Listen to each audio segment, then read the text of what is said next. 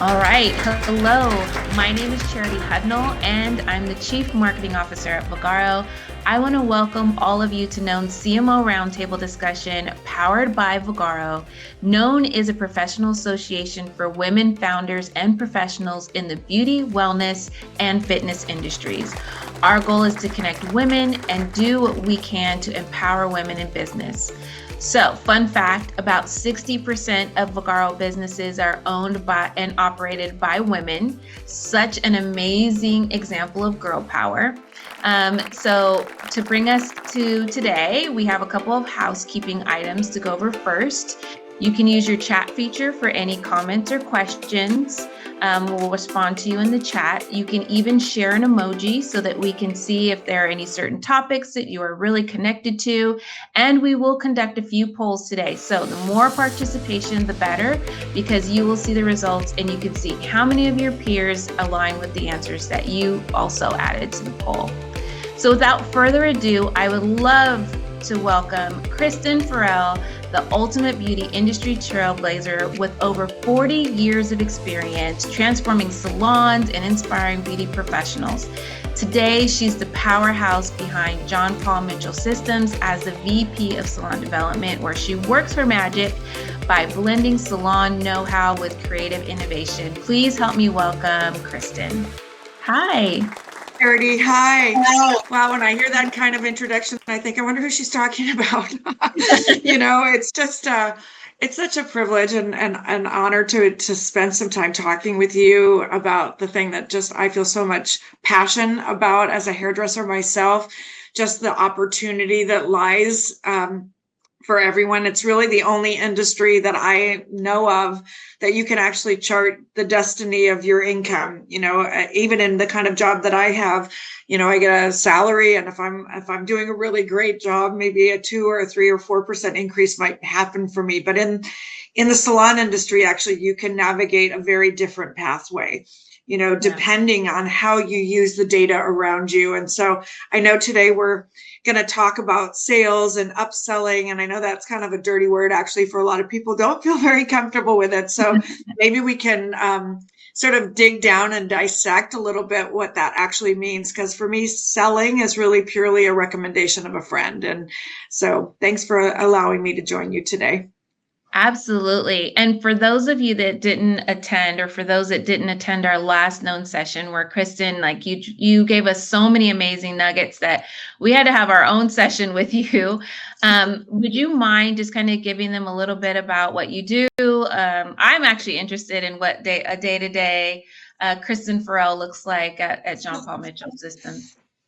Well, first of all, I think it's just a privilege I have every day just to come to work. I love what I do, and I love who I do it with. I think we're a company that's very committed, and really in our DNA is hairdressers and salon professionals. I remember one of the very first conversations I ever with John Paul. He said, you can always ask yourself this question: is what I'm doing right now going to help a hairdresser somewhere to be more successful? And I have held on to that here at JPMS for over 17 years and in the industry far longer. And, I think each and every day that's the work that I do. So whether it be conversations with marketing or sales or digital or creative or research and development, we're kind of the voice of hairdresser as an internal communication at John Paul Mitchell Systems. And so, I spent the weekend, just this last weekend at Camp Paul Mitchell, asking lots of questions and learning what people need to be more successful personally and professionally. And I carry that back into the organization and bring those stories and bring those needs really to each of the different departments. So we're kind of a conduit. My team and I get to sort of bounce between the reality of what's happening in the salon world to the internal organization and strategic planning process. So we're kind of like a piece of conduit all the way through, from artistry to business to building culture. And we call it out that way: art, business, and culture. Those are the things we're trying to bring to the table every day so that we're developing products and programs and systems that help salon professionals, hairdressers be more successful every day. I don't know if that answered your question, but kind of that's what the day-to-day doesn't. No days look the same. I guess that's what I would say. No, that's so amazing. We love that. And I think it's just great perspective for those, as you give us some advice on kind of what some of us feel like is a daunting task of upselling. And we hear it all the time, and we know, okay, we want to drive more revenue to our businesses. Which products do we sell? Like there's so much that goes into it. But I guess maybe the first thing, if we could dive into it, or the first question I have is, how can salon pros recommend products or services without really coming across too pushy? Because I think that's probably one of the biggest hesitations, is that you don't want to feel salesy, right? You're there to do what you love, and focus on your craft. And then here you are trying to figure out, how do I also sell product and run a business? So what do you think? What should be the approach? And how should you think about that? Yeah, I mean, I think there's ways that you can look at any kind of business in a piecemeal sort of way, and I'm gonna maybe lean more into a holistic discussion in Sure. terms of the big picture. And we begin this process at the Paul Mitchell schools. There's over 100 schools. We have 15,000 graduates a year, preparing them to enter the workforce, right? We're in the school business because we're developing the future labor force of the pro beauty industry. And the conversation starts there. What business are you in? Right? What business are you in? You have to ask yourself that question first. And if you say the hair business, think again. It's like saying that Starbucks is in the coffee business. No, they're in the people business serving coffee, right? We have to think about, what business are we in? We're in the people business, right? We build relationships. We create rapport and trust. We could have a client and their entire family of generational relationships that are coming in and out because they see us as a professional. So the first step in this, it's sort of like any profession, whether you're a doctor or a lawyer or a accountant or a chef or a hairdresser or a colorist or a marketeer or whatever it is, there's a certain amount of skill set that is required for you to be able to execute that. But at the end of the day, you need people in your chair, right? It starts for us in the pro beauty industry with who's in your chair and how do you develop that rapport. And if they're coming to you as a professional, there's key things and elements that they're expecting. First of all, it has to be an inviting space. And this is really important. Do you shop in a place that looks crummy? And the answer to that is no. Do you eat in a restaurant with the D on the door? No. You look for a quality place. You look at the menu. You look at the reviews. You're looking for an inviting space and place where you hopefully will go and be delighted, right? Yeah. That you are welcomed and that you feel like that you actually matter. And you're going there, to get advice, to have services and products that are recommended for you. And never has there been a time when people are looking for even more personal and more customizable experiences than today. And we can talk a little bit about what that looks like in other sectors. But that opportunity to create an inviting space and delight your guests right off the bat, that's exactly what good retailers do. Mm-hmm. Right? You want to go into the store. You see displays and marketing and merchandising. It's storytelling. There's a way that they create connection to build relationships. And storytelling is really crucial to us buying anything. I mean, if I go into a store and I'm going to an event and I know I need black tie, I'm not going to walk through the door where they're selling tennis shoes. I'm going to look for what my own experience wants to be. I want it to look that way and feel that way. And I love that about the platform that you have, where you're able to sort of tell your story and start to show people what they can expect from you.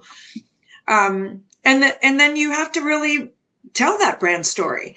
You can't be about everything. You have to be about something. And so we feel strongly about, and the reason that we create multiple brands is so that we have the ability to appeal to lots of different types of customers. You have to meet people where they are.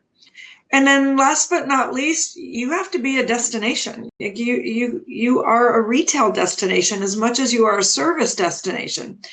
So if you take these 5 components, and oh, by the way, these are outlined very clearly in our virtual merchandising brand guide, which is a great tool. and anyone can use it to learn how to be a more distinguished retailer. But if you take those 5 things and you really flesh them out, it starts to make you think about what selling is. Because if you're in an inviting place, say for instance, you go into a restaurant and they come to the table with a cart. And on that cart, before you even order your dinner, is dessert. And they show you chocolate, cheesecake, fruit, ice cream, creme brulee, whatever it is. And they say, by the way, don't forget to save space for dessert. Right? Yeah. That's giving me a teaser of the end result that I'm going to get, which is the same as talking to somebody about shiny, healthy, beautiful hair and the treatment you want to add to their service. Do you feel like you're being sold when they're showing you these gorgeous desserts? Or if they ask you if you want bottled or sparkling water or still water or tap water? Yeah. Right? So you have to create the space. It's not going to happen accidentally. And because you have 4 bottles on a shelf, this does not mean you're in the retail business. You really need to rethink that. So to me, I think you start with saying that sales is the recommendation of a friend. Your relationship with the person who's coming into the salon to see you, to sit in the chair with you, or just coming in to shop is one based in trust. Now I'm just telling you what I know to be absolutely true. And, it's not selling them people more than they need, but it's absolutely also not selling them anything other than that. Like, you don't want to sell them too much, but not enough, Absolutely. Yeah. No, great answer. And there's 2 things I picked up from that. One is having a change in mindset. So instead of thinking of upselling as this or selling as this daunting task, you're actually incorporating it into an experience. And that's the second thing that I took away from what you said, is really creating an environment or an experience where it doesn't feel like a sales pitch, where it's a part of it, where you're the expert, where, it's a natural kind of organic, positioning for your customer to come in. And so I guess let's talk a little bit more about that, because you talked a little bit about merchandising. It sounds like you have some resources that we can share in the chat here, links to, so that people can go check this out. But how do you even determine what products do you put in your store? Do you display? Like you said, I know you said if you have 4, you're not really product selling. So like, what is that? What are some, I guess, starting points on what that mix should look like? What should you do? Yeah, I mean, I obviously I work, with and for Paul Mitchell, and we have a number of different brands that are really strategically designed to speak to different customers and their just different interests. Some customers are very performance and results. Others want to know about sustainability and ingredients. Some are more interested in natural or clear. Some people have sensitivities that you need to take into consideration. So your consultation should really uncover those things. The process, I believe, of every guest experience, and that's really the 2 most important things. It's not your client and it's not a haircut. It's your guest. They get to choose whether they come to your home or not, right? And it's the experience that they're having. And again, never too much and never ever any less. So your consultation is where all of this starts. And it's the recommendation of a pro and of a friend based on the things you're telling me about. Many things you want to ask those kinds of questions, right? You need to know in your conversation, how often is this person willing to see you? What kind of ritual do they have around shampooing and conditioning and treating their hair and styling their hair? How often do they wash their hair? Now, that's a conversation we didn't used to have. People used to wash their hair all the time. There's people who don't wash their hair, but maybe once a week now, but they don't go and have a shampoo set. They're using dry shampoo in between. They're, using texture sprays. They're using dry conditioners. They're having festival hair, whatever. You have to uncover those things to know. Then here's the recommendation I recommend for you. And this is the frequency that I want to see you. So when we look at sort of the KPIs of a relationship, right, you have to think about the number of guests that you're going to see. right? How many guests do I need? What's the average ticket of those guests and what's their frequency of visit? And I know you track all of that kind of data within, the data collection within a point of sale system. Okay, that's your goal getting. You have to decide how much you're working and what you need to generate in order to make the income that you want. And the add-on, what should be paying your rent if you're paying rent, or what should be giving you add-on income, is the take-home sale. What are you doing to take home this creation? And every client, just about every client, says, I wish I could take you home with me. It's the most common language in a salon. Someone has their hair done, they look fabulous, they feel fabulous.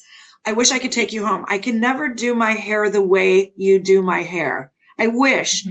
That's your call for education. So we approach the idea of the in-salon guest experience through sort of a visual of 8 key locations in the salon. It starts with the overall atmosphere. It starts of being in the physical space. It moves to your digital presence. What do you look like? When you put your picture up on your platform or on a website, is it appealing? Does it feel like Nordstrom's to me? Or does it feel like the corner of a pharmacy somewhere? Or does it feel like, a fast food restaurant? Or does it feel like a 5-star restaurant? Like, what are you trying to tell in your atmosphere in the store as well as online? And guess what? They're equally as important. So even where you take pictures and how you post and all of those things, they build the atmosphere. But we look at sort of these key areas in the salon. We look at the reservations area, or what sometimes is known as the front desk. We look at the style station itself. Sometimes people look at that as, oh, this is my working station. No, it's the place where you use, demonstrate, and recommend products. So you have to look at that style station in another way. We invented and brought to market the color bar, and that's taking color formulation and application out of the back room and bringing it out into the salon so that the guest can see you custom formulating for them. And that's a really important step. The color bar is also, and the colors client is the most loyal client and the one who's looking most for recommendations. So it's a centralized space to celebrate color and your expertise. And we really feel strongly about the color bar. The next place we talk about all the time is the wash house. The thing that people say also is their favorite stop at the salon, getting their hair shampooed. And we have salons that are, part of our network, right, who really have celebrated this. It's a revenue generator. We undersell treatments on people who actually need and will benefit from them. We rush through shampoos. I'll meet you at the bowl. No, it's not a bowl. It's a place to celebrate and relax. Turn down the music, turn down the lights, create rituals. Those are the things that you can upsell. These additional services are, and I'm not going to slap on a treatment because I have 15 minutes between now and the next guest. It's to extend and elongate the service experience in what we call the wash house, or some people call the lather lounge. And it's branded and it's focused. And that's where the sale happens. While I'm shampooing your hair, smell this, Charity. This tea tree special shampoo adds this extra tingle that enlivens the ingredients, tea tree, the benefits, the features, the yummy smells, that fantastic feeling that I want you to take home with you today. I'll have those products ready for you when you're ready to check out. It's the recommendation of a friend, and it's the experience, so that when you get to the take home, now you have displays and you're able to guide it and to recommend the right products for the right client at the right time. 80% of clients say that they have never had a product recommended to them. So it's no wonder that they walk around other places where they can buy products looking for signs and guidance to try to buy something. And it's no different in any store today. There's so many options. Why are they trying to figure out what to buy when you know better than anyone? And so we try to make that take-home retail experience part of the conversation from the beginning all the way through the end, not at the end. And it's Yeah. not about selling it. It's about, I'm using this because. I'm using this because you told me that your hair tends to be dry. I'm using this because you shared that you're washing your hair twice a week. I'm using this because you need guidance and styling assistance. I'm using this tool, Neuro Plus hair dryer, because it will, dry your hair quicker, because feel how light and easy it is to move. I'm using this brush because, try it. You do this side, I'll do this side. All of these ways and means of interacting are just designed to make it easy as part of the service, not hard because you're trying to upsell somebody something they don't want. Yeah, I totally agree with you. I feel like a lot of times we go through the service and at the end of we wait until the end of the service to say like, oh, by the way, you can buy these products. But like you said, the work really does start from the moment that the client is booking an appointment and you're positioning yourself as an expert in what you do. And then the education of it for me as a client makes total sense. I'm looking for you to tell me like, am I overusing product, or am I using the product that's incorrect for my hair? And you can see that. Am I drying out my hair? Am I washing it too much? And I do need to, start using a dry shampoo. That consultation, I think, is something that as a client, you want to know, right? You really do want to know. And it really does start from the beginning. So I love that, because then you're not just waiting until the end for the sales pitch. And then I just have to say the Paul Mitchell tea tree line is my favorite, because it does have that tingle that just makes you feel like something's working, right? Not only does it have like a wonderful smell, but you're like, oh my God, something's working. So I really, really do love that line. So I think that's really great. But I love how you're building a connection of all of those things together. I would love to know like what your thoughts are around how to use kind of products, merchandising, and that education piece as building loyalty. And does that fit into kind of building loyalty and recurring business? It does, because again, if you think about really what anchors a salon business, it's the number of guests, the average ticket, the number of bottles per guest even, and the frequency of visit. What happens when a salon client makes the decision to extend the amount of time in between services. A lot of things actually happen. So, and we've seen this, certainly saw it through COVID, but we still see it now where maybe the average stylist, let's just say it takes 200 to 250 guests to have a full, robust business. But that doesn't matter if your average visit is every 12, 15, 18, or if they come in twice a year. And more times than not, when I'll ask the question, how many guests do you serve? What's your frequency of visit? What's your referral percentage? What's your average ticket? What's your bottles per guest? It's sort of like, wait, what? And the thing is, you have to know your business to grow your business. And this is like one of the most fundamental and important things that you need to understand, because you could decide to live in Beverly Hills, have 100 guests, your average ticket's $500 per guest, and they come in, 6 times a year. And you work in a salon that's commission-based, let's just say, and you know what your income is going to be right off the bat. Yeah. And so where I think salon professionals fall into the zone of, oh my gosh, there's too much month at the end of the money, is when, you're looking in the rearview mirror and realizing, wow, Charity hasn't been in for 6 months or 8 months or 12 months. And she used to be my best customer. Like, I wonder what's happening. And if she's not visiting me with any kind of frequency, that doesn't mean she's not shampooing her hair. Doesn't mean she's not styling her hair. Doesn't mean she's not going out. She's stretching her visits. And if I'm not seeing her, and I know a bottle of shampoo, because she already told me she washes her hair every day or every other day, and I know how long that bottle is going to last, then what's happening in between is she's shopping somewhere else.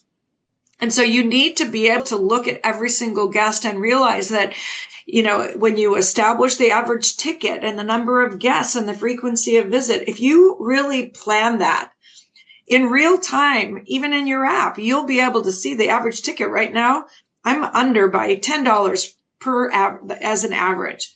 So what I have to have then is a menu. And that menu has to be and allow me to create an increase in bites. It's not that I need to sell, oh my gosh, now I need to sell a whole head of highlights. Actually, that's not the case at all. I might need to be able to sell in $5, $10, and $15 increments. So if I'm looking at a guest and I realize, you know what, my average ticket really needs to be $50 and I'm at 35. Let's just say it's for the purposes of discussion. But I know that I can add bright lights in the form of 6 foils at the front of your hair where you notice it the most, because that's what you're looking at most of the time. And I say, you know what, Charity, today I have this new fantastic BondRx lightener and colorways, vibrant color. And I want to put 6 foils through the front of your hair with a little kiss of this beautiful tone. Your favorite color today is Power of Pink. I want to add those things. And I just added in the form of $5 a foil, right? Let's just call it for what it is, $20, $30. And nobody does this better than nail salons. Would you like flowers? Do you want a stencil? Would you like 5 minutes more of a massage? Honestly, we have to look at it that way. Small increments, but meaningful ones. You can adjust and adapt for each individual client and bring something extra to the table because you have the tools and you have the resources to brighten that entire experience. And that's really what we try to teach through our education. It's not one thing, it's all the things, but it comes through understanding, knowing your business so that you can grow your business. Oh my gosh. Okay. There's so many things that came out of that I have questions around now. But a lot of the things that you've been talking about can also have automation as an enhancement to that. And so I know like our Vogaro users experience and have that in their app where, you can look at the different types of services coming in and make some recommendations, and you can automate it all through your email marketing or your text marketing. I love what you were talking about, also like looking at your reports to see what type of services are the most popular, to determine what type of products support those services in order to figure out what your merchandising should look like. But on the kind of technical digital automation side, do you have any like recommendations on where someone should start? Should it start with reporting? Is the baseline kind of your services or frequency? Like where would you, I guess, if somebody was just, hey, all I'm doing right now is I just get booked, I get paid, and I want to take it to the next level. What would be kind of your next 3 steps for them? Yeah, I think you start by understanding sort of, and it depends, of course, on where it is that you choose that you work and the type of salon. And regardless of how you get paid, it almost really doesn't matter. I mean, I could go down a whole pathway on, the difference between renting a suite or, owning a salon or working in a commission salon or whatever. There's so many different ways in which people get paid. But fundamentally, it's one guest at a time. You actually have to think of it, in that context. And, it starts with also, what are you offering? And I'll use the analogy of your restaurant again. Many people have been to somewhere like Cheesecake Factory, right? Where the menu is so robust. I just wonder, how could they have all of those things in their kitchen, nonetheless, like turn it over so fast. And then, you could sometimes also go to, In-N-Out Burger, and, they basically have a menu that could fit on one little card. So you have to decide, what are you going to be known for? You can't be known for everything, right? So you need to determine, who are you? Who are you as a salon professional? What do you want to be known for? Where do your skills match your marketing, first of all? So do you see the greatest opportunity? And my recommendation is be a color specialist. Absolutely. And you can hone down even further into that. But from the standpoint of service, you typically will see, if you see specialization, somebody's a hair cutter, somebody's a colorist, and then you see that expanded. Now you have, extension specialists. Now you have blow dry specialists. Now you have, special event stylists. You have, and then everything in between. And you have, barbers, or you have people who are experts in fades, or, there's all of those things. I think figuring out who you are actually helps you to develop kind of the business that you want to be. You have to have a menu, and a menu doesn't mean haircut, hair color, single process, haircut, double process. We don't go into a restaurant and get excited about, a hamburger with cheese, unless that's the specialization that you want. But if you're at In-N-Out, you might be the monster, or whatever they call it, the stuff they put all over the animal. I know it's animal, right? They have a special sauce, or they have a special something. Like, what's your special something? For John Paul Mitchell systems, Paul Mitchell is the #1 styling brand in the world. It helps to partner with recognition, to understand that customers know and trust our brand. So that affiliation makes sense. They want to be affiliated with something that they know to be quality, that can withstand and build and grow the test of time. And then that partnership allows you to bring something else to the table. And that something else to the table is, what do you want to be known for? Do you want to be known as having the best shampoo experience in town? I know salons that have had huge success because that is their entree, right? Do you want to be known as the best highlight in all of Los Angeles? How do you become known for that? Then you have to be that expert. Like, decide what it is are you the best hair color? Are you going to cut the best bob?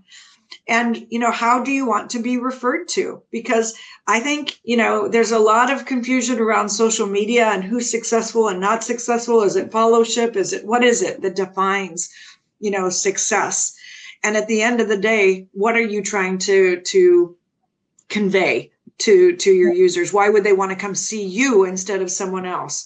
And that also plays into what you share online and in your platform, and the way in which you market yourself and appeal to the guests that you want to serve. What platform are they on? Where are they going to get their inspiration? And today, social media really drives that. There are people who of a generation, we call it generational code, that live on Snapchat, and there's other ones on Instagram, and there's other ones on TikTok, and there's other ones on YouTube, and there's other ones on Facebook. And just because you're of a generation and you live in that space doesn't mean that's where you should market to stay busy all the time. Absolutely. Right? Yep. So you have to really play into that and understand that, so that you can say, okay, I'm, and we know that the industry stats are that I think a vast majority of people work part-time. The average stylist from the recent CUNY study worked 30 hours a week. That's part-time. And it's mostly women, to your point earlier. And there's flexibility in that for raising a family and doing other things in your life. So you have to decide, okay, within the work hours that I have, what's realistic? How many guests can I see? So let's just say, for instance, you book on the hour and you realize that you can see 6 guests a day, and you're, a hair cutter that charges $50. Right there how much money you're going to make that day. Now, what if you took that $50 and you added a treatment, you added some kind of color, and you added a take-home product to every single one of those guests? Exponentially, your business just grew. And that's where you have to look at it, one guest at a time. And each guest should have all of those things. That's the recommendation professionally. And every guest who walks in actually is a correction. Right? There's color correction every single way, whether it's from the natural sunlight, or it's from them doing it by themselves at home, or using a color that they bought at a store on their own, or their mom did it for them, or their sister, or their cousin, or their best friend. But everyone who walks through the door is a color opportunity. Everyone, even if it's a clear gloss. I love that. So, I mean, I think you've created our new tagline. What are you known for? And that's a great first step. What are you known for? And then the second part that I really love is that you're making this palatable for everyone. We're able to take this in bite-sized pieces. It's not something that's like a huge daunting task. It's something that you can do throughout the service. And then if I can add on to kind of the automation piece of it, you can actually go and take a look at, hey, for these customers, I sell, shampoo, color shampoo to make sure that their color stays very vibrant. And they're going to be out of that shampoo every 2 months. So I'm going to set an automation every 2 months to remind them to re-up on their shampoo with a link to go purchase it from me. And I can have it ready for them at their next appointment, or they can pick it up or whatever. So there really is this kind of through line, but I love that starting point of like determining what you're known for and building what you're selling and your merchandising and your productizing around what you're really known for, so that you can take it in those bite-sized pieces, as you were saying, through education of the consultation appointment and those types of things. And it doesn't have to be this one big sales pitch. I love that. I guess the other thing for our business owners, one challenge they have is, they understand the importance of upselling and, how that can just increase their revenue. But where they may see a challenge is, now I have employees that I want to train, that I need to train, and I need to get them to understand the importance of upselling and the art of it. So I guess what would be your recommendation on how, what should a business owner do? How do they incentivize them? How often do they train them? Should you really hold your employees accountable for doing that? What are your thoughts around that? Yeah, and again, I would just stress that I think this is why we begin it at Paul Mitchell Schools at the very beginning in the first conversation, is that, we're in the service business, right? We're in the business of, delivering fantastic hair to every single guest. And if I took all your tools away from you, if I didn't give you a blow dryer, shampoo, conditioner, a color, a treatment, good luck delivering. Yeah. So really the key to this starts in the consultation. And I think digital consultations are a fantastic way to become familiar with a new guest, especially even an existing guest, because you can see them where they are. It's meeting them where they are and knowing in advance what it is that you're going to recommend and why. This is what makes the difference between, Colin Caruso always says, the difference between, just because you can fix your leaking sink doesn't make you a plumber. You have to understand the why, and you have to have the education and experience. That's what your license and your credentials give you. You have to be prepared to be able to connect with that guest, to educate them, right? And to provide that recommendation. Those things, personalizing this is the key. As an owner, your business model is that you have a lot of square feet and you need every square foot to perform, just like any other retail business. The bigger the space, the higher the productivity needs to be to cover the rent. And so these are parts of the service. It's not that this is service and retail, it's that it's part of the service.